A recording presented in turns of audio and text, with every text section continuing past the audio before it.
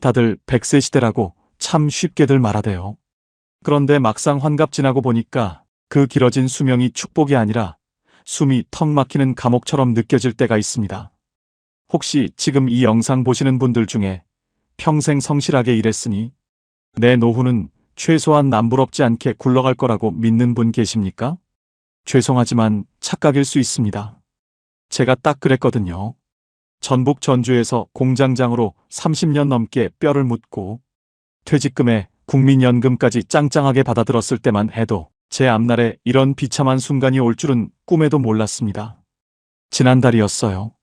고등학교 동창 여성 맞손주 돌잔치가 있어서 서울 강남의 한 일식집에 올라갔습니다. 그래도 한때는 내가 제일 잘 나갔던 놈인데 오랜만에 친구들 만난다는 생각에 나름 제일 아끼는 양복을 꺼내 입고 갔죠. 근데 말입니다. 막상 테이블에 앉았는데 대화에 끼어들 수가 없는 겁니다. 대기업 임원으로 퇴직한 녀석이 대출 끼고 사둔 서초구 아파트가 30억이 넘었네. 이번에 비과세 연금보험을 얼마를 새로 넣었네 하면서 자기들끼리 잔을 부딪히는데 가슴에 돌덩이가 얹힌 것처럼 답답해지더라고요. 그때 옆에 있던 녀석이 제 손목을 슬쩍 보더니 툭 던진 한마디가 아직도 귀에서 떠나질 않습니다. 기호야, 너 아직도 그 낡은 시계 차고 다니냐? 전주 내려가더니 아주 시골 영감 다 됐네. 요즘은 그런 거 차면 대출 상담받으러 가도 무시당해. 주변 녀석들이 헛기침하며 웃어넘기는데 순간 얼굴이 화끈거리고 피가 거꾸로 솟는 것 같았습니다. 손이 부르르 떨려서 물컵을 제대로 쥐기도 힘들더라고요. 그 화려한 조명 밑에서 수십 년간 가족을 위해 발버둥 치며 살아온 제 인생 전체가 통째로 부정당하는 기분이었습니다. 더 참기 힘들었던 건 그날 저녁 집에 내려와서였습니다. 속이 상해 거실에서 혼자 소주잔을 기울이고 있는데 안방에서 아내가 딸아이와 통화하는 목소리가 문틈으로 새어나오더군요. 예, 엄마는 괜찮아. 아빠가 저번에 내려간 대출금 때문에 요즘 예민하셔서 그래. 너희 시댁에는 절대 소문내지 마라. 엄마가 어떻게든 융통해 볼게. 그 목소리를 듣는 순간 가슴이 찢어지는 것 같았습니다. 가장으로서 내 가정을 지키고 있다고 믿었는데 알고 보니 내 무지와 자만 때문에 아내와 자식까지 남들 몰래 숨죽여 울고 있었던 겁니다. 제가 왜 이 지경까지 떨어졌을까요? 그날 밤 저는 눈물을 삼키며 결심했습니다. 내가 만약 딱 4년 전 60세로 돌아갈 수만 있다면 무조건 다르게 살 것이다. 내 인생을 망친 그 3가지 선택을 절대 하지 않을 것이다. 저는 과연 이 지독한 노후의 늪에서 전 재산을 전부 잃고 길거리로 나앉았을까요? 아니면 기적처럼 마지막 남은 자산을 지켜내고 당당한 인생 후반전을 다시 시작했을까요? 오늘 30년 넘게 직장 생활하며 모은 자산을 단 몇 년 만에 날려먹을 뻔했던 제 뼈아픈 경험담과 80전에 노후가 행복하게 풀리기 위해 60대부터 무조건 실행해야 하는 현실적인 생존 전략을 전부 다 털어놓겠습니다. 지금 저와 비슷한 고민으로 밤잠 설치시는 분들이라면 오늘 제 이야기를 끝까지 들으셔야 피 같은 노후 자금을 지킬 수 있습니다. 34년 6개월 제가 전주의 한 제조업 공장에서 기계 소리를 들으며 버텨온 시간입니다. 말단 사원으로 입사해서 공장장 명패를 달고 퇴직하던 날 공장 앞마당에서 직원들이 씌워준 꽃다발을 목에 거는데 눈물이 핑 돌더라고요.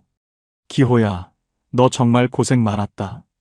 이제는 발 뻗고 편하게 살아도 된다. 스스로 어깨를 토닥이며 아주 당당하게 정문을 걸어 나왔습니다. 내 손에는 30년 넘게 부은 국민연금 145만 원이 든든하게 버티고 있었고 퇴직금과 그동안 모아둔 예금까지 합치니 약 3억 5천만 원이라는 목돈이 쥐어져 있었습니다.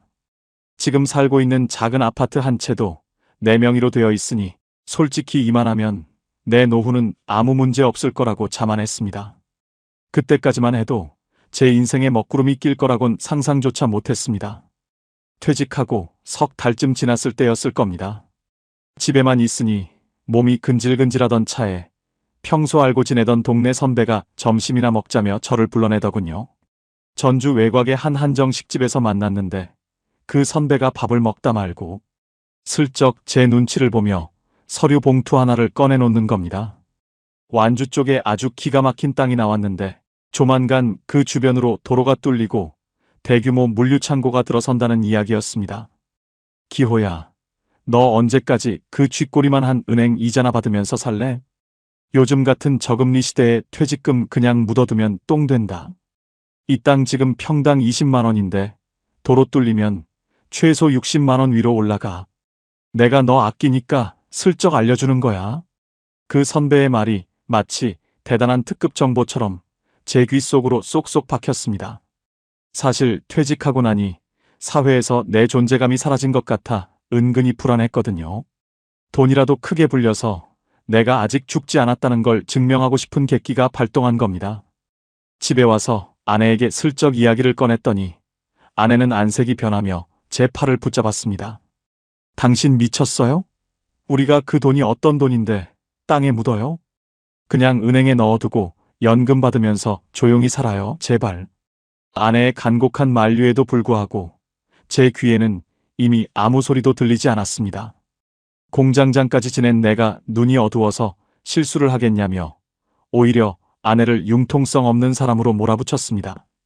결과적으로 저는 아내 몰래 도장을 들고 가 그 완주 땅에 2억 5천만 원이라는 거금을 덜컥 투자해버렸습니다.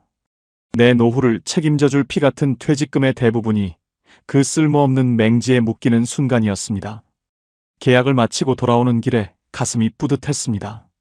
내년쯤 땅값이 3배로 뛰면 아내에게 당당하게 외제차 한 대 뽑아주겠노라며 혼자 콧노래를 불렀죠. 하지만 생각처럼 쉽지 않았어요. 땅을 산 지 1년이 지나고 2년이 지나도 그 흔한 도로 공사 깃발 하나 꽂히지 않는 겁니다. 불안한 마음에 완주군청에 찾아가 확인해보니 도로 계획은커녕 그 일대가 전면 보존지역으로 묶여서 개발 자체가 불가능한 땅이었습니다. 선배라는 인간은 이미 전화번호를 바꾸고 잠적한 뒤였습니다. 순간 머리를 둔기로 맞은 것처럼 눈앞이 캄캄해지고 심장이 미친 듯이 뛰기 시작했습니다. 당신 혼자 결정하더니 결국 일을 이 지경으로 만들어? 사실을 알게 된 아내는 거실 바닥에 주저앉아 통곡을 했습니다. 평생 성실하게 모은 돈이 하루아침에 휴지 조각이 되었다는 생각에 저 역시 밥 한 숟가락이 목구멍으로 넘어가지 않더라고요. 아내 눈을 못 마주치겠더라고요. 내가 왜 그랬을까? 왜 그렇게 눈이 멀었을까? 매일 밤 베개를 적시며 후회했지만 돌이킬 수 없었습니다. 이게 다가 아니었습니다. 돈이 땅에 묶여 유동성이 완전히 바닥난 상황에서 진짜 비극은 생각지도 못한 곳에서 터져나왔습니다. 가진 돈의 대부분이 쓸모없는 시골 땅에 묶여버리니 당장 매달 생활하는 것부터가 숨이 막히기 시작했습니다. 공장장 시절에는 매달 통장에 꼬박꼬박 찍히던 월급 수백만 원이 당연한 건 줄 알았는데 막상 수입이 끊기고 나니 10,000원짜리 한 장 쓰는 것도 손이 벌벌 떨리더대요. 주머니 사정이 급격하게 쪼들리니까 아내와의 말다툼도 눈에 띄게 늘었습니다. 예전 같으면 웃으며 넘겼을 사소한 일에도 서로 날이 서서 가시 돋친 말을 내뱉곤 했죠. 집안 공기가 얼음장처럼 차가워질 때마다 가슴 한 구석이 옥죄어 오는 것 같았습니다. 그때까지만 해도 괜찮았습니다. 제 손에는 매달 나오는 국민연금 145만 원이 있었으니까요.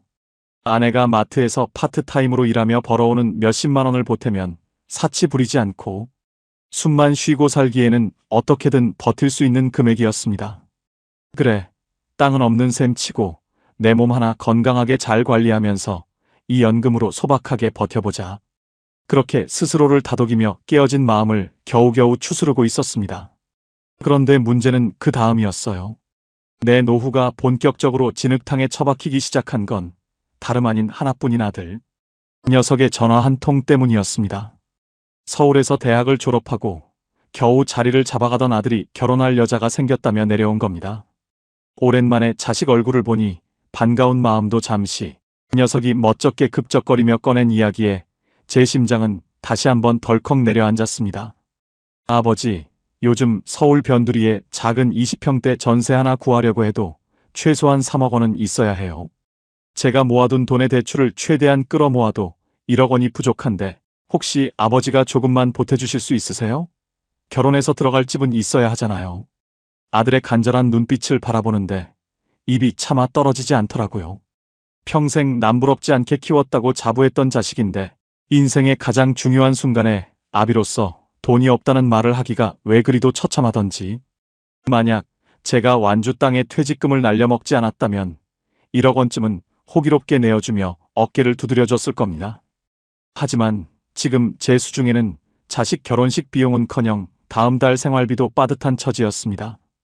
옆에서 듣고 있던 아내는 제 눈치를 슬금슬금 보더니 결국 방으로 들어가 눈물을 훔치기 시작했습니다. 자식이 평생 한 번 하는 결혼인데 기죽여서 보내고 싶지 않은 엄마의 마음이 오죽했겠습니까? 밤새 안방에서 거친 한숨 소리가 이어졌고 저는 베란다에 나가 담배만 연거푸 태웠습니다. 내가 못나서, 내가 그 사기꾼 선배 말에 속아서 내 자식 앞길까지 막는구나 하는 자책감이 밀려오는데 정말 미쳐버릴 것 같았습니다. 결국 저는 가장의 마지막 자존심을 지키기 위해 절대로 손대지 말았어야 할 선을 넘고 말았습니다. 지금 살고 있는 전주의 이 작은 아파트를 담보로 은행에서 1억 원을 대출받기로 결심한 겁니다. 당신 정말 미쳤어요? 우리 지금 매달 나오는 연금 말고는 수입도 없는데 그 대출 이자는 다 어떻게 감당하려고 그래요? 이러다 우리 길거리로 나앉아요. 아내는 제 덜미를 잡고 뜯어 말렸습니다. 하지만 저는 이미 이성을 잃은 상태였습니다. 자식에게 부끄러운 아버지가 되느니 내 몸이 부서지더라도 돈을 만들어주는 게 부모의 도리라고 생각했던 겁니다. 내가 알아서 할 테니까 시끄러워. 내 자식 기죽는 꼴 눈에 흙이 들어가기 전엔 못 본다. 그렇게 소리를 지르고는 다음 날 아침 일찍 은행으로 달려가 대출 서류에 도장을 찍어버렸습니다. 대출금 1억 원이 통장에 찍히자마자 아들에게 송금을 해줬습니다. 돈을 받은 아들이 아버지, 정말 감사합니다. 열심히 잘 살게요 하고 전화를 걸어왔을 때 아주 잠깐은 가슴이 뿌듯하대요. 내가 여전히 이 가정의 든든한 버팀목이라는 착각에 빠졌던 겁니다. 예상과 완전히 달랐습니다. 막상 돈을 보내고 나니 현실은 냉혹한 부메랑이 되어 제 목을 죄어왔습니다. 은행 대출 금리가 무섭게 오르기 시작하더니 매달 빠져나가는 대출 이자만 수십만 원에 달하게 된 겁니다. 내 소중한 국민연금 145만 원 중에서 이자가 뭉텅이로 깎여나가고 나니 손에 쥐어지는 돈은 정말 형편없었습니다. 여기에 아내가 마트 일마저 허리를 다치는 바람에 그만두게 되면서 우리 집의 재정 상태는 완전히 파산 직전까지 몰렸습니다. 당장 관리비 낼 돈이 없어서 절절매는 처지가 된 겁니다. 매달 고지서가 날아올 때마다 가슴이 철렁 내려앉았고 밥상 위에는 풀떼기 몇 가지만 덩그러니 놓였습니다. 30년 넘게 공장장으로 떵떵거리며 살던 내가 고작 몇십만 원이 없어서 절절매는 신세가 되다니 비참함에 고개를 들 수가 없었습니다. 이때 깨달았습니다. 노후에 자식에게 아낌없이 퍼주는 사랑은 미덕이 아니라 부모와 자식 모두를 파멸로 이끄는 가장 빠른 지름길이라는 사실을 말입니다. 돈이 없어지니 건강도 급격하게 나빠졌습니다. 스트레스로 인해 밤마다 잠을 이루지 못했고 혈압은 통제 불능 수준으로 치솟았습니다. 이러다가는 정말 여든이 되기도 전에 스트레스로 쓰러져 죽겠다는 공포가 밀려오더군요. 무언가 획기적인 돌파구를 찾지 않으면 안 되는 그야말로 벼랑 끝에 선 심정이었습니다. 이것만으론 부족했습니다. 이 지독한 늪에서 벗어나기 위해 저는 눈을 뒤집고 살기를 찾아 헤매기 시작했습니다. 그리고 마침내 주민센터에서 제 인생을 바꿀 뜻밖의 제안을 만나게 됩니다. 매달 통장에서 대출 이자가 무자비하게 빠져나갈 때마다 살점이 떨어져 나가는 것 같았습니다. 내 목숨줄 같던 국민연금 145만 원은 이미 은행 좋은 일만 시키는 껍데기로 변해 있었죠. 아내의 허리 통증은 심해지는데 병원비 3만 원이 아까워. 파스 한 장으로 버티는 모습을 볼 때면 가장으로서의 자괴감이 온몸을 찔러댔습니다. 대출 이자 내는 날이 다가오면 심장이 두근거려 머리가 깨질 것 같았고 밤마다 거실을 서성이며 담배 연기만 삼켰습니다. 이러다 정말 다 같이 죽는구나. 그런 극단적인 생각까지 고개를 들던 참이었습니다. 어느 날 아침 밀린 공과금 고지서를 쥐고 도저히 안 되겠다 싶어 무작정 동네 주민센터로 걸어갔습니다. 자존심이고 뭐고 다 내려놓고 창구 직원에게 제 사정을 털어놨습니다. 30년 공장장 지낸 체면 따위는 가랑비에 젖은 종이짝보다 못하더군요. 제 이야기를 가만히 듣던 젊은 직원이 컴퓨터 모니터를 한참 두드리더니 조심스럽게 서류 몇 장을 내밀었습니다. 어르신, 지금 가진 아파트를 그냥 두지 마시고 주택연금을 신청해 보시는 건 어떨까요? 그리고 건강 상태만 괜찮으시다면 정부에서 지원하는 시니어 신중년 경력 활용 일자리 사업도 신청하실 수 있습니다. 공장장 경력이 있으셔서 가산점이 붙을 거예요. 주택연금과 신중년 일자리, 그 두 단어가 제 귀에 천둥처럼 쾅 하고 내리쳤습니다. 집을 담보로 평생 다달이 돈을 받을 수 있는 연금 제도가 있다는 건 어렴풋이 알았지만 내 집을 나라에 뺏기는 것 같아 그동안은 거들떠보지도 않았었거든요. 게다가 60이 넘은 나이에도 내 오랜 공장장 경력을 살려 다시 일할 수 있는 정부 지원금 일자리가 있다니 가슴 깊은 곳에서 웅크리고 있던 무언가가 꿈틀거리기 시작했습니다. 집에 돌아와 아내에게 주민센터에서 받아온 팸플릿을 보여주며 주택연금 이야기를 꺼냈습니다. 처음에는 아내도 얼굴을 찌푸리대요. 당신, 나중에 우리 죽고 나면 아들 녀석한테 집 한 채는 남겨줘야지. 그걸 연금으로 다 써버리면 어떡해요? 하더라고요. 한국 부모들이 다 그렇잖아요. 내 몸이 부서져도 자식에게 집 한 칸은 물려주고 싶어하는 그 미련 말입니다. 하지만 저는 단호하게 아내의 손을 잡았습니다. 여보, 우리가 지금 당장 굶어 죽게 생겼는데 자식 유산이 무슨 소용이야? 자식에게 짐 안 되고 우리 힘으로 꼿꼿하게 사는 게 진짜 자식을 돕는 길이야. 제 간곡한 설득에 아내도 결국 소리 없이 눈물을 흘리며 고개를 끄덕였습니다. 그 길로 당장 주택금융공사를 찾아가 주택연금 가입 절차를 밟았습니다. 다행히 대출이 끼어 있어도 연금 전환이 가능한 상품이 있더라고요. 심사 기간 내내 혹시라도 거절당하면 어쩌나 싶어 밥줄을 쥔 사람처럼 초조하게 기다렸습니다. 나중에 알았는데요. 노후 자금의 핵심은 큰돈을 한 번에 쥐고 있는 게 아니라 매달 끊기지 않고 나오는 파이프라인을 촘촘하게 짜는 것이었습니다. 대출 1억 원을 일부 상환하는 조건으로 주택연금을 설계하니 매달 우리 부부 손에 약 80만 원 정도의 고정 수입이 새로 생기게 되었습니다. 기존의 국민연금 잔액과 합치면 드디어 매달 숨통이 트이는 고정 자산이 확보되는 셈이었습니다. 여기에 더해 저는 주민센터에서 추천해준 신중년 일자리 사업 면접을 보러 갔습니다. 전주 인근의 소규모 부품 제조 공장에서 현장 안전관리자 겸 기술, 고문 역할을 할 시니어를 구하고 있었거든요. 면접관 앞에 섰는데 손이 살짝 떨리더라고요. 나이 64세 이력서를 쓰고 면접을 본다는 게 생각처럼 쉽지 않았어요. 하지만 30년 넘게 공장에서 잔뼈가 굵은 제 경력은 어디 가지 않았습니다. 면접관들이 제 이력서를 보더니 눈을 빛내며 이 정도 경력을 가지신 분이 와주시면 저희 같은 중소기업은 천군만 마를 얻는 것과 같습니다라며 극찬을 아끼지 않았습니다. 그 자리에서 바로 출근 확정을 받았습니다. 주 3일 근무에 월 120만 원의 급여를 받는 조건이었습니다. 큰 돈은 아니었지만 국가에서 시니어 고용지원금을 보조해주는 정식 일자리라 정년 걱정 없이 몸에 무리가 가지 않는 선에서 일할 수 있는 최고의 조건이었습니다. 공장을 나오는데 하늘이 어찌나 맑고 푸르던지 강남 일식집에서 친구 녀석에게 멸시당하며 꽉 막혔던 가슴이 한순간에 뻥 뚫리는 기분이었습니다. 기호야, 너 아직 안 죽었다. 다시 시작할 수 있어. 속으로 몇 번이나 외쳤는지 모릅니다. 매달 국민연금 145만 원에 주택연금 80만 원, 그리고 제 일자리 수입 120만 원까지 합치니 매달 우리 집 통장에 300만 원이 넘는 돈이 들어오기 시작했습니다.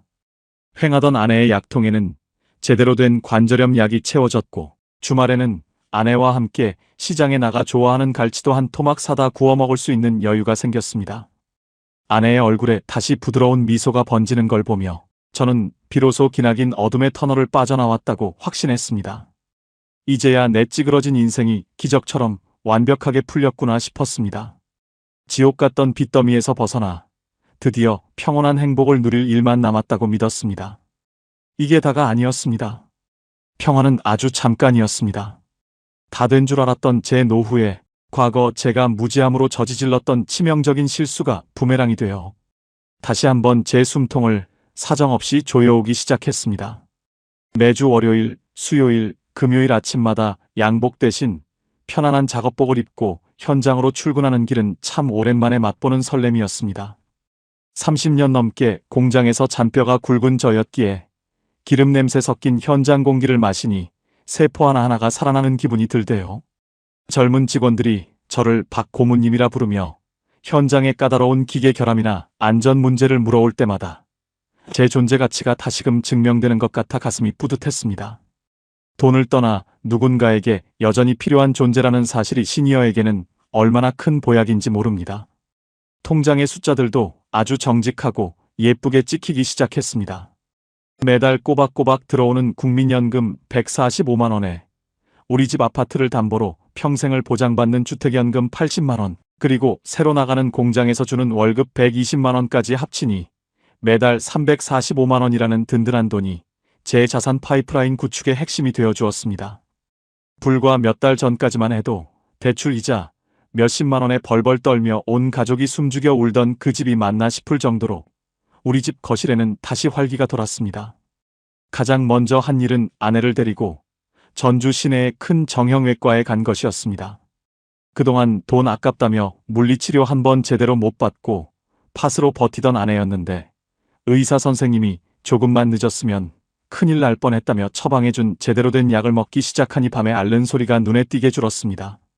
주말에는 아내 손을 잡고 남부시장에 나가 싱싱한 야채와 고기도 사고 단골 식당에 앉아 뜨끈한 국밥 한 그릇을 부담 없이 사 먹을 수 있는 소소한 사치도 누렸습니다. 여보, 나 정말 당신이 주택연금 신청하고 다시 일 나간다고 했을 때 속으로 걱정 많이 했거든. 근데 이렇게 매달 생활비 걱정 없이 살게 되니까 요즘은 꼭 다시 신혼으로 돌아간 것 같아. 저녁상을 물리고 아내가 타준 믹스커피를 마시는데 아내가 제 손을 지그시 잡으며 그렇게 말하더라고요. 아내의 눈가에 자글자글한 주름 속으로 눈물이 살짝 고이는 걸 보는데 가슴이 찡하면서도 내가 그래도 가장으로서 늦게나마 정신을 차렸구나 하는 안도감이 밀려왔습니다. 강남 돌잔치에서 친구 녀석에게 낡은 시계라고 무시당하며 갈기갈기 찢겼던 자존심도 열심히 땀 흘려번 돈으로 내 가정을 지켜내니 자연스럽게 치유가 되었습니다. 남과 비교할 필요 없이 내 분수에 맞게 내 삶을 통제하는 것이 진정한 행복이라는 지혜를 몸소 깨닫는 나날이었습니다. 혹시 이 영상 보시는 분들 중에서도 내가 나이가 몇인데 이제 와서 다시 일을 해라며 방 안에만 계시는 분 계십니까? 절대 그러지 마세요.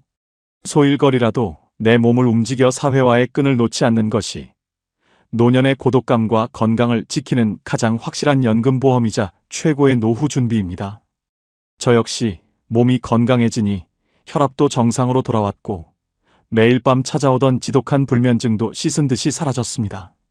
이제는 정말 내 남은 노후가 탄탄대로로 풀렸다고 이 평온함이 영원할 거라고 굳게 믿었습니다. 하지만 세상 일이라는 게 참 묘하대요. 하늘이 너무 맑으면 곧 태풍이 올 징조라는 걸 30년 공장장 생활을 하면서도 망각하고 있었던 겁니다. 막상 이렇게 행복한 일상에 젖어 있을 때쯤 제 일터로 불길한 징조가 슬금슬금 찾아오기 시작했습니다. 공장의 사장님이 어느 날부터인가 자금 회전이 어렵다며 깊은 한숨을 쉬는 모습을 자주 보이더니 국가에서 나오던 시니어 고용지원금 제도가 일부 변경되면서 회사가 부담해야 할 고령자 고용 비용이 늘어났다는 소문이 돌기 시작한 겁니다. 출근하는 발걸음이 조금씩 무거워지기 시작했고 공장 안의 분위기도 예전 같지 않게 차갑게 가라앉아갔습니다. 순간 마음이 철렁했습니다. 설마 이 어렵게 구한 일자리가 잘못되는 건 아니겠지? 하는 불안감이 엄습하더군요. 하지만 그때까지만 해도 설마 내 인생이 또 바닥으로 처박히겠어? 설마 무슨 일이 생기겠어라며 스스로 위안을 삼았습니다. 이미 국민연금과 주택연금이라는 든든한 버팀목이 있으니 최악의 상황이 와도 버틸 수 있을 거라 생각한 겁니다. 그때는 정말 몰랐습니다. 그 일자리의 위기는 제 노후를 파괴하러 찾아올 거대한 폭풍의 아주 작은 전조 증상에 불과했다는 사실을 말입니다. 제가 4년 전 무지함으로 저지른 완주 땅 투자의 유령이 아직 완전히 사라지지 않고 제 뒤통수를 칠 준비를 끝마치고 있었다는 것을 저는 꿈에도 생각하지 못했습니다.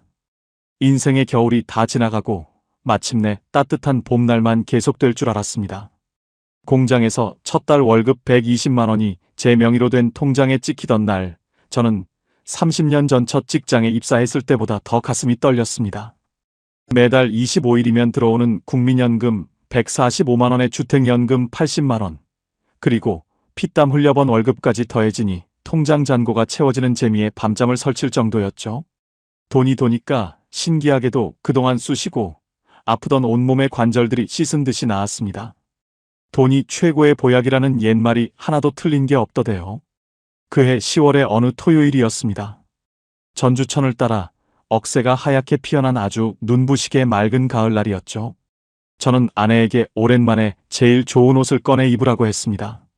그동안 돈 몇만 원에 벌벌 떨며 고생만 시킨 아내에게 제대로 된 호사를 한번 시켜주고 싶었거든요. 아내는 괜히 돈 쓰지 말고 집에서 대충 먹자며 손사래를 쳤지만 저는 아내의 손을 꼭 쥐고 전주 외곽에 있는 아주 호젓한 고급 한정식집으로 향했습니다. 예전에 사기꾼 선배에게 속아 쓰린 눈물을 삼켰던 바로 그 동네였지만 이제는 제 마음이 당당하니 두려울 게 없었습니다. 상다리가 부러지게 차려진 음식을 앞에 두고 저는 아내의 잔에 매실주를 가득 채워주었습니다. 은은한 조명 밑에서 바라본 아내의 얼굴이 참 오랜만에 편안해 보이더군요. 아내가 젓가락을 들어 제가 좋아하는 갈비찜을 제 밥그릇 위에 살포시 얹어주는데 목구멍이 컥하고 막히면서 눈물이 왈칵 쏟아질 뻔했습니다. 여보, 나 정말 30년 넘게 공장 다니면서 내가 최고인 줄만 알았어. 내 자존심 세우겠다고 아내 말도 안 듣고 땅 샀다가 전 재산 날려먹고 자식 빚까지 떠안았을 때는 정말 한강 다리라도 가야 하나 싶었거든. 근데 이렇게 당신이랑 마주 앉아서 밥 한 끼 먹을 수 있게 되니까 이제야 내가 진짜 인생을 잘 살고 있다는 생각이 드네. 제 고백에 아내는 말없이 제 손을 따뜻하게 맞잡아 주었습니다. 당신이 그렇게 정신 차려주고 다시 일어서줘서 내가 더 고마워요. 이제 자식 걱정도 다 내려놓고 우리 남은 인생은 오직 우리 둘만을 위해서 건강하게 살아요. 다른 사람들 비싼 차 타고 좋은 집 사는 거 하나도 안 부러워.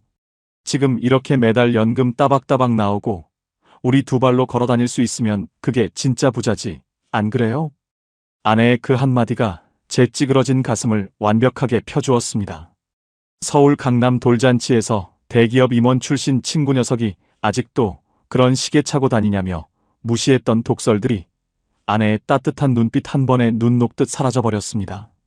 남과 비교하며 살던 불행의 고속도로에서 내려와 비로소 내 분수를 알고 내 삶의 주인이 되는 진짜 노후의 품격을 깨달은 순간이었습니다. 그날 밤 집으로 돌아오는 길에 밤하늘의 달이 어찌나 밝던지 제 앞날을 환하게 비춰주는 것 같았습니다. 집에 도착해서 거실 소파에 앉아 아파트 창밖의 불빛들을 바라보는데 마음이 그렇게 평온할 수가 없더라고요. 내일 당장 대출 이자 낼 걱정도 없고 자식 녀석이 돈 달라고 손 벌릴 일도 없으니 세상에 부러울 게 없었습니다. 그래, 인생의 큰 파도는 다 지나갔다. 이제는 이 잔잔한 바다 위에서 아내와 함께 늙어갈 일만 남았구나. 저는 완벽한 안도감에 취해 깊고 달콤한 잠에 빠져들었습니다. 혹시 지금 이 영상 보시면서 내 인생은 이미 꼬일 대로 꼬여서 답이 없다고 낙담하시는 분 계십니까? 절대 포기하지 마세요. 인생의 가을날은 생각보다 풍요롭고 우리가 마음만 먹으면 지킬 수 있는 행복의 울타리는 얼마든지 있습니다. 저 역시 사기당하고 빚더미에 앉았던 절망의 구렁텅이에서 빠져나와 이렇게 완벽한 평온을 찾았지 않습니까? 이제 제 노후는 80이 아니라 100세까지도 아무 걱정 없는 탄탄대로의 완성형이라고 굳게 믿었습니다. 막상 그렇게 모든 문제가 완벽하게 해결되었다고 믿고 긴장을 완전히 풀어버린 바로 그 순간이었습니다. 그때는 정말 꿈에도 몰랐습니다.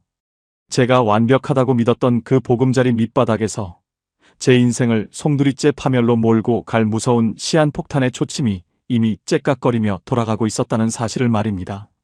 운명은 참 잔인하게도 제가 가장 행복하다고 미소 짓고 있던 바로 그 다음날 아침을 겨냥하고 있었습니다. 그런데 말입니다. 인생은 제 편이 아니었습니다.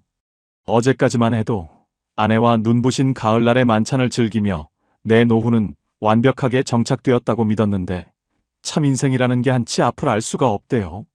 월요일 아침 가벼운 발걸음으로 공장에 출근해 기계들을 점검하고 있는데 안방에 있던 아내에게서 전화가 걸려왔습니다. 수화기 너머로 들려오는 아내의 목소리는 숨이 넘어갈 듯 파르르 떨리고 있었습니다. 당신, 이거 어떡해요? 지금 집으로 우편물이 하나 날아왔는데 세무서에서 온 거예요. 압류 예고 통지서라고 적혀 있는데 이게 도대체 무슨 소리예요? 우리 연금 통장 다 막힌대요. 아내의 비명 섞인 목소리에 심장이 덜컥 내려앉았습니다. 손에 쥐고 있던 스패너를 바닥에 떨어뜨렸고 공장의 요란한 기계 소리가 한순간에 아득해지더군요. 여보, 진정하고 내 말 잘 들어. 내가 지금 당장 집으로 갈 테니까 아무것도 건드리지 말고 가만히 있어. 사장님께 급하게 양해를 구하고 정신없이 택시를 잡아탔습니다. 전주 시내를 가로질러 집으로 가는 그 20분 동안 제 머릿속은 수만 가지 불길한 생각으로 터질 것 같았습니다. 집에 도착해 문을 열자 아내는 거실 바닥에 주저앉아 하얗게 질린 얼굴로 노란 봉투를 쥐고 있었습니다. 아내의 손에서 낚아채듯 서류를 빼앗아 눈을 부릅뜨고 읽어내려갔습니다. 세무서 직인이 찍힌 고지서에는 믿을 수 없는 숫자가 박혀 있었습니다. 종합소득세 누락분과 가산세, 그리고 건강보험료 정산 폭탄까지 합쳐서 총 3,800만 원을 즉시 납부하라는 청천벽력 같은 내용이었습니다. 기한 내에 납부하지 않으면 현재 수령 중인 주택연금 계좌와 은행 자산을 전면 압류하겠다는 무시무시한 경고 문구도 붉은 글씨로 선명하게 박혀 있더군요. 그때 그 서류를 다시 확인했어야 했습니다. 도대체 왜 이런 어처구니 없는 돈이 청구되었는지 영문을 몰라 세무서 담당자에게 전화를 걸었습니다. 전화를 받은 직원의 냉정한 목소리를 듣는 순간 제 온몸의 피가 머리로 한꺼번에 거꾸로 솟구쳤습니다. 박기호 씨 맞으시죠? 4년 전에 완주군 일대 토지 지분 매입하셨을 때 공동 명의로 묶여있던 기획부동산업자들이 허위 계약서를 작성해서 세금을 탈루한 정황이 포착되었습니다. 그 사람들이 잠적하는 바람에 토지대장에 묶여있는 지분권자인 박기호 씨에게 연대 납부 의무가 발생한 겁니다. 게다가 그 땅 때문에 자산 등급이 일시적으로 높게 잡히면서 지난 몇 년간 누적된 건강보험료 미납분까지 함께 청구된 상황입니다. 억울하셔도 서류상 책임은 본인에게 있습니다. 그 사기꾼 선배 녀석이 저지른 무서운 범죄의 불똥이 4년이 지난 지금 제 노후의 목줄을 죄어온 것입니다. 사기당한 것도 억울해 죽겠는데 그 인간들이 탈세한 세금까지 내가 독박을 써야 한다니 눈앞이 노랗게 변하고 숨이 쉬어지지 않았습니다. 여기에 불행은 약속이나 한 듯이 때를 지어 몰려왔습니다. 세무서 전화를 끊기가 무섭게 제가 일하던 공장의 사장님에게서 문자가 한 통 날아왔습니다. 박 고문님, 정말 죄송합니다. 회사 자금 사정이 너무 악화되어 다음 달부터 정부 시니어 지원금 매칭이 중단됩니다. 고문님 급여를 더 이상 감당하기 어려울 것 같습니다. 이번 달까지만 출근해 주셔야겠습니다. 가짜 안도가 깨어지는 순간은 이토록 잔인하고 참혹했습니다. 매달 든든하게 받쳐주던 월급 120만 원이 하루아침에 날아간 것도 모자라 내 유일한 생명줄인 국민연금 145만 원과 주택연금 80만 원마저 세무서에 통째로 압류당해 길거리로 나앉게 생긴 겁니다. 내가 다 정리됐다고 했잖아. 당신이 아내 말 안 듣고 그 망할 놈의 땅에 손 뗄 때부터 내 이럴 줄 알았어. 이제 우리 어떡해? 연금 다 막히면 당장 대출 이자는 어떻게 내고 약값은 어디서 구해? 아내는 제 가슴팍을 쥐어뜯으며 오열했습니다. 아내의 통곡 소리가 거실 가득 울려 퍼지는데 저는 아무런 말도 할 수 없었습니다. 제 무지와 고집이 만든 유령이 마침내 내 가정을 통째로 집어삼키러 온 것입니다. 어제까지만 해도 행복한 노후를 속삭이던 내 보금자리가 순식간에 피비린내 나는 전쟁터로 변해버렸습니다. 벼랑 끝 정도가 아니었습니다. 발밑의 땅이 통째로 무너져 내리는 지독한 공포 속에서 저는 압류를 막기 위해 피눈물을 흘리며 다시 한번 세상 밖으로 뛰어나가야만 했습니다. 연금 계좌가 압류당한다는 건 노인에게 사형 선고나 다름없습니다. 당장 다음 달부터 국민연금 145만 원과 주택연금 80만 원이 묶이면 아파트 담보대출. 이자는커녕 쌀 한 포대 살 돈도 없어지는 처지였죠. 어떻게든 이 압류만큼은 막아야겠다는 일념으로 정장 상의를 대충 걸쳐 입고 전주 시내에 있는 은행 투어를 시작했습니다. 30년 공장장 경력을 내세우며 신용대출이나 긴급 노후자금 대출을 알아봤지만 은행 창구 직원들의 반응은 얼음장처럼 차가웠습니다. 어르신, 죄송하지만 지금 고정적인 근로소득이 없으신 데다가 이미 아파트 담보대출 1억 원이 있으셔서 추가 대출은 전면 제한되십니다. 게다가 세무서 압류 예고까지 걸려 있으셔서 저희 쪽에서는 도와드릴 방법이 전혀 없습니다. 명함 한 장 내밀 곳 없는 은퇴한 64 영감탱이에게 은행은 단돈 100만 원도 내어주지 않더군요. 창구 앞에서 비참하게 고개를 숙이고 나오는데 눈물이 핑 돌았습니다. 세상이 나를 통째로 쓸모없는 쓰레기 취급하는 것 같아 가슴이 미어터질 것 같았죠. 결국 저는 해서는 안 될 전화를 붙잡고 말았습니다. 서울에서 대출 끼고 겨우 전세를 얻어 신혼생활을 시작한 아들 녀석이었습니다. 부모가 되어서 자식에게 돈 달라는 소리는 죽기보다 하기 싫었지만 당장 길거리로 나앉게 생긴 마당에 채면 따질 겨를이 없었습니다.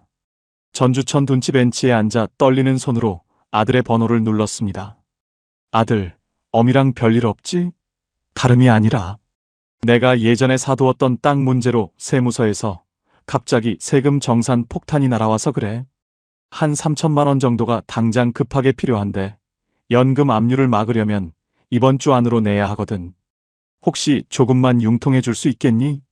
아버지가 정말 면목이 없다. 수화기 너머로 무거운 침묵이 흘렀습니다. 몇 초간의 정적 끝에 들려온 아들의 목소리는 제 가슴에 대못을 사정없이 박아버렸습니다. 아버지, 저번에 저 결혼할 때 아파트 담보로 1억 원 해주신 것도 결국 대출이잖아요. 저 지금 매달 그 전세 대출 이자 갚느라 숨도 못 쉬고 살아요. 게다가 제 와이프 눈치도 보이고 당장 몇백만 원도 없는데 3천만 원을 갑자기 어디서 구해요? 왜 자꾸 영문도 모르는 땅, 투자 같은 걸 하셔서 집안을 이렇게 힘들게 만드세요? 아들의 짜증 섞인 질책이 귓가를 때리는데 순간 뇌리를 강하게 스치는 한마디가 있었습니다. 아내 눈을 못 마주치겠더라고요. 그때 자식 살리겠다고 아내의 만류를 뿌리치고 아파트 담보대출까지 받아서 돈을 보내줬던 제 손가락을 잘라버리고 싶을 만큼 지독한 후회가 밀려왔습니다. 자식에게 모든 것을 쏟아부은 대가가 결국 이 서운함과 배신감뿐이라니 눈물도 나오지 않고 허탈한 웃음만 흘러나왔습니다. 그래, 내 무지가 죄다.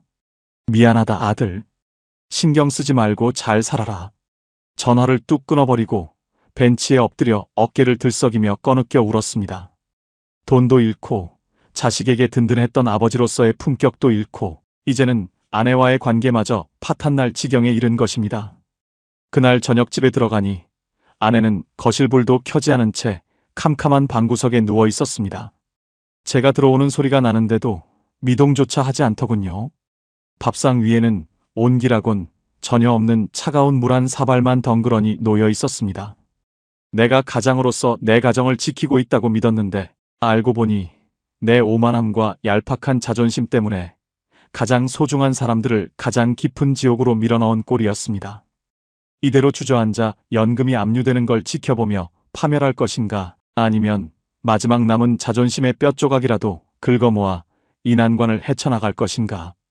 밤새 웅크린 채 거친 숨을 몰아쉬며 저는 제 인생 마지막이 될지도 모를 처절한 사투를 준비하기 시작했습니다.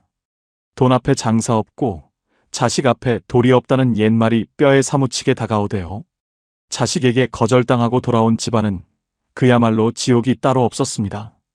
아내는 며칠째 밥 한술 뜨지 않고 눈물로 밤을 지새웠고 집안 곳곳에는 당장 세무서에서 들이닥쳐 빨간 딱지라도 붙일 것 같은 팽팽한 긴장감이 감돌았습니다. 이것만으론 부족했습니다. 자식에게 섭섭한 마음은 잠시 접어두고 당장 내 코가 석자니 어떻게든 이 지독한 세금 폭탄을 해결해야만 했습니다. 이대로 주저앉아 평생 일군 아파트와 연금 통장까지 통째로 날려버릴 수는 없다. 제 아내 공장장 시절 오기가 다시 한번 발동하더군요. 다음 날 아침 저는 무거운 몸을 이끌고 전주지방법원 근처에 있는 법률구조공단과 세무서, 민원실을 문턱이 닳도록 드나들기 시작했습니다. 60 넘은 영감이 서류 뭉치를 가슴에 안고 땀을 뻘뻘 흘리며 뛰어다니는 모습이 가련했는지 다행히 한 친절한 상담사가 제 서류를 꼼꼼히 살펴봐 주었습니다. 어르신, 다행히 기획부동산 업자들이 허위 계약서를 작성할 당시 어르신이 직접 도장을 찍거나 위임장을 써준 명백한 증거가 부실합니다. 명예 도용과 사기 혐의로 고소장을 접수하시고 세무서에는 고지된 세금에 대한 이의 신청 및 분할 납부 신청을 먼저 진행하세요. 그러면 당장 다음 달에 연금 통장이 전면 압류되는 최악의 상황은 유예받을 수 있습니다. 그 한마디가 제 머리 위로 쏟아지는 구원의 밧줄 같았습니다. 법률구조공단의 도움을 받아 4년 전 잠적한 선배와 그 일당들을 고소하고 세무서에 처절할 정도로 사정해가며 이의 신청서를 제출했습니다. 매달 나오는 국민연금 145만 원과 주택연금 80만 원을 쪼개어 몇 년간 세금을 나누어 갚겠다는 분할납부 계획서도 함께 제출했죠. 다행히 세무서에서도 제 진정성을 참작해 주어 연금 수령 계좌가 통째로 묶이는 파산만큼은 극적으로 면할 수 있게 되었습니다. 정말 지옥 불 속에서 내 목숨줄을 겨우 건져 올린 기분이었습니다. 하지만 진짜 큰 상처는 다른 곳에서 터져 나왔습니다. 세금 문제가 간신히 유예된 그 주말, 아들 녀석이 며느리와 함께 전주 집으로 내려왔습니다. 전화를 그렇게 매정하게 끄는 게 마음에 걸렸는지 슬그머니 찾아온 겁니다. 오랜만에 마주 앉은 밥상머리였지만 온기라곤 전혀 없었습니다. 아들 녀석은 밥숟가락을 깨작거리며 제 눈치를 보더니 결국 또 가슴을 후벼 파는 소리를 꺼내대요. 아버지, 이번 세금 문제는 대충 해결되신 거예요? 솔직히 저도 이번에 전세대출 금리가 너무 올라서 와이프랑 맞벌이하면서 겨우 버티고 있거든요. 앞으로는 제발 이런 위험한 투자 좀 안 하셨으면 좋겠어요. 저희도 언제까지 아버지가 저지른 일 때문에 가슴 졸이며 살아야 해요? 그 순간 제 마음속에서 자식을 향해 남아있던 마지막 신라 같은 기대와 애정이 한순간에 바스라져 내리는 것을 느꼈습니다. 내가 누구 때문에 아파트 담보대출까지 받아서 1억 원을 해줬는데, 내가 누구 때문에 평생 땀 흘려 돈을 모았는데, 서운함이 분노를 넘어 깊은 허탈감으로 변하더군요. 옆에 앉아있던 아내 역시 참아왔던 눈물을 터뜨리며 자식의 등짝을 후려쳤습니다. 이 나쁜 놈아! 내 아버지가 누구 때문에 저 지경이 되도록 길거리를 뛰어다녔는데 내가 어떻게 그런 말을 하냐? 당장 내 집으로 가라. 집안은 순식간에 아수라장이 되었습니다. 저는 떨리는 손으로 밥숟가락을 식탁 위에 조용히 내려놓았습니다. 그리고 평생 처음으로 아들의 눈을 똑바로 쳐다보며 아주 차갑고 단호한 목소리로 말했습니다. 아들아, 내 말이 맞다. 다 내 무지함 때문에 벌어진 일이다. 그러니까 앞으로 내 인생에 너희들이 신경 쓸 일은 전혀 없을 거다. 그리고 기억해라. 이제 너희들에게 합법적으로 물려줄 유산은 단 돈 1원도 없다. 내 아파트도, 내 연금도, 마지막 세금 한 장까지 내 힘으로 정리하고 갈 테니 너희도 앞으로 부모에게 손 벌릴 생각은 꿈에도 하지 마라. 오늘부로 우리 경제적 인연은 끝이다. 아들과 며느리는 제 섯을 퍼런 기세에 눌려 서둘러 짐을 싸서 서울로 올라갔습니다. 자식들이 떠난 썰렁한 거실에 아내와 단둘이 남았는데 신기하게도 눈물은커녕 가슴이 뻥 뚫린 것처럼 시원하더라고요. 그때 뼈저리게 깨달았습니다. 서울 사람들은 1년 안에 다 올라간다는 그 화려한 유혹과 자식이라는 무거운 집착을 내려놓지 못하면 노년의 삶은 정말 말 그대로 지옥이 될 수도 있다는 사실을 말입니다. 돈을 잃고 자식에게 상처를 입으며 바닥까지 떨어져 본 후에야 저는 비로소 진정한 노후 홀로서기의 비밀을 깨닫기 시작했습니다. 인생의 가장 혹독했던 폭풍우가 몰아치고 간 자리는 생각보다 고요했습니다. 서울로 올라간 아들 녀석에게선 명절이나 생신 때조차 안부 전화 한 통 오지 않았지만 신기하게도 제 마음은 예전처럼 서글프거나 외롭지 않대요. 오히려 그동안 내 어깨를 짓누르고 있던 부모로서 집 한 채는 물려줘야 한다는 거대하고 무거운 의무감에서 해방되고 나니 매일 아침 눈을 뜰 때마다 온몸이 깃털처럼 가볍게 느껴졌습니다. 나중에 알았는데요. 노후에 진짜 홀로 썩이는 자식과의 심리적, 경제적 탯줄을 과감하게 끊어내는 순간부터 시작되는 것이었습니다. 세무서에 신청했던 분할 납부 계획에 따라 매달 제 통장에서는 누락된 세금 정산분 약 60만 원씩이 꼬박꼬박 빠져나가고 있습니다. 내 소중한 국민연금 145만 원과 주택연금 80만 원을 합친 225만 원 중에서 그 돈이 매달 깎여나갈 때마다 속이 쓰린 건 사실입니다. 하지만 길거리로 나앉을 뻔했던 최악의 파산을 면하고 내 명의로 된 이 작은 아파트, 울타리를 온전히 지켜냈다는 안도감에 비하면 이 정도 대가는 아무것도 아니었습니다. 예상과 완전히 달랐습니다. 공장에서 해고당하고 세금 폭탄을 맞았을 땐 제 인생이 완전히 끝난 줄 알았는데 막상 욕심의 군더더기를 털어내고 나니 하루하루가 오히려 더 밀도 있고 단단해졌습니다. 남은 돈 165만 원으로 아내와 함께 한 달을 살아내는 법을 새로 배우기 시작했습니다. 가장 먼저 바꾼 것은 남들의 시선에 갇혀 살던 제 소비 습관이었습니다. 예전에는 동네 은퇴자 모임이나 동창회에 나가면 내가 아직 공장장이라도 되는 양 밥값, 술값을 덜컥 내곤 했었는데 이제는 그런 쓸데없는 체면칠의 모임은 전부 다 끊어버렸습니다. 내 형편이 쪼들리니 자연스럽게 내 곁에 진짜 좋은 사람들, 나를 있는 그대로 봐주는 인연들만 느슨하게 남게 되더라고요. 여보, 오늘 시장 갔다가 상추랑 고추 모종을 몇 개 사왔어요. 베란다 화분에 심어서 우리가 직접 키워 먹으면 마트 갈 일도 줄고 재미도 있잖아요.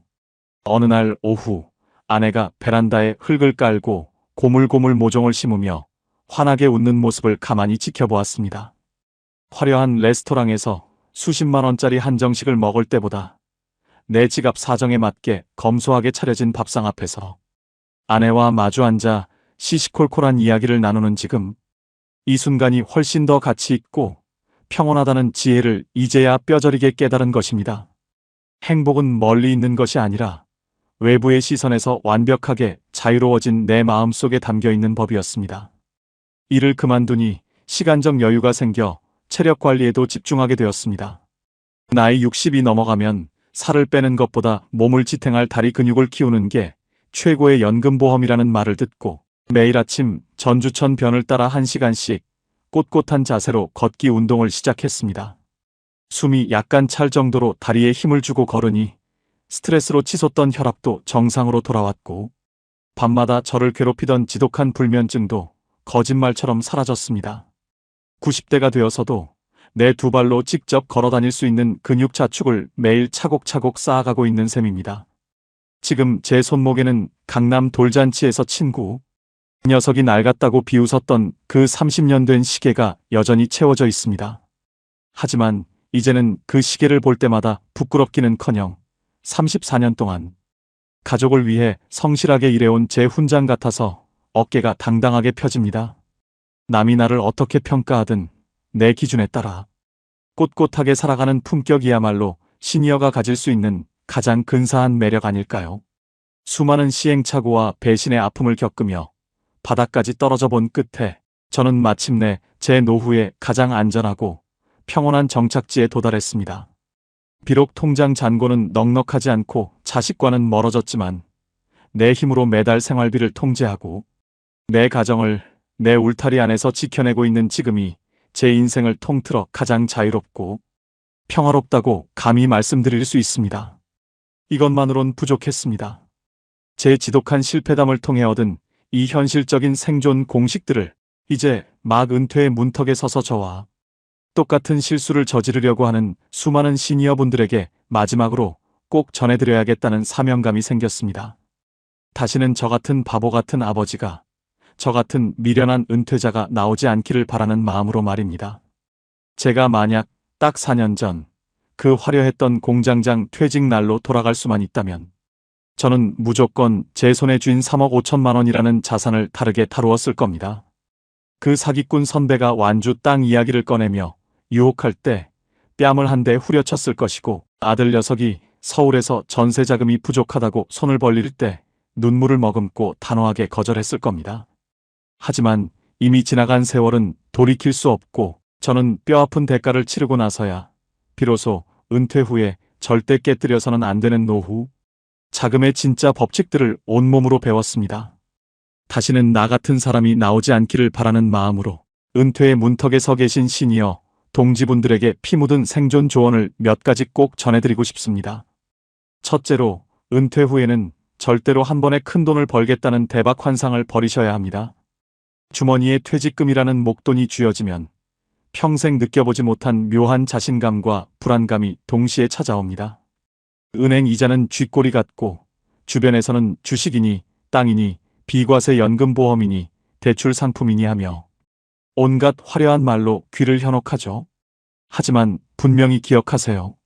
50대와 60대는 새로운 자산을 불리기 위해 모험을 할 때가 아니라 그동안 모아둔 알곡을 쥐어짜서 지켜내야 하는 수성의 시기입니다. 실패했을 때 우리에게는 만회할 시간도 버텨낼 체력도 남아있지 않습니다. 귀가 솔깃한 대박 정보가 있다면 99%는 여러분의 퇴직금을 노리는 덫입니다. 가장 훌륭한 재테크는 내 주머니의 돈이 밖으로 새 나가지 않도록 꽁꽁 묶어두는 것입니다. 둘째로, 자식에게 모든 것을 다 내어주고 빈털터리가 되는 바보짓을 오늘부로 멈추십시오.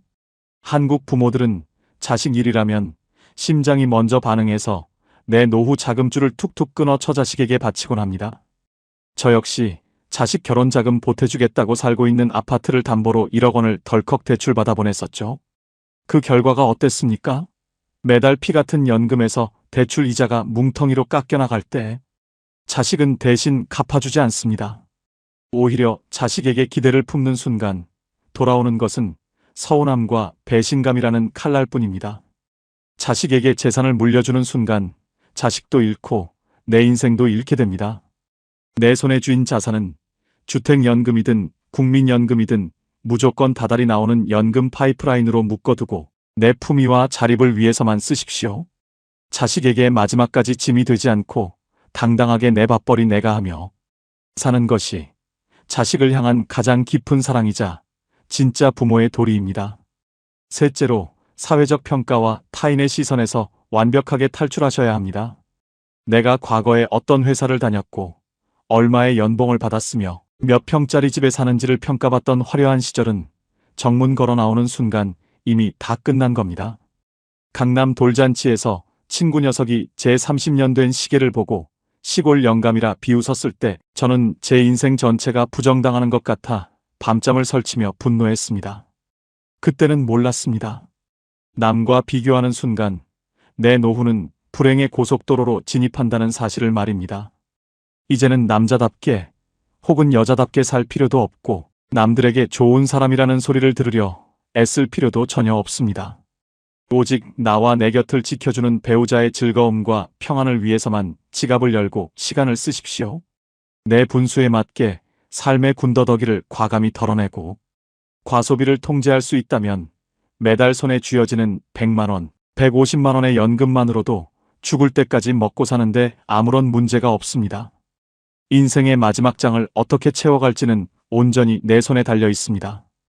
은퇴 후의 삶은 흐르는 물과 같고 하늘에 떠가는 구름과 같아서 올 때는 순서가 있어도 갈 때는 기약이 없는 게 우리네 인생이라 하지 않습니까? 지난날의 실패와 사기당한 기억에 얽매여 미련을 갖지 말고 오지 않은 미래를 너무 두려워하지도 맙시다.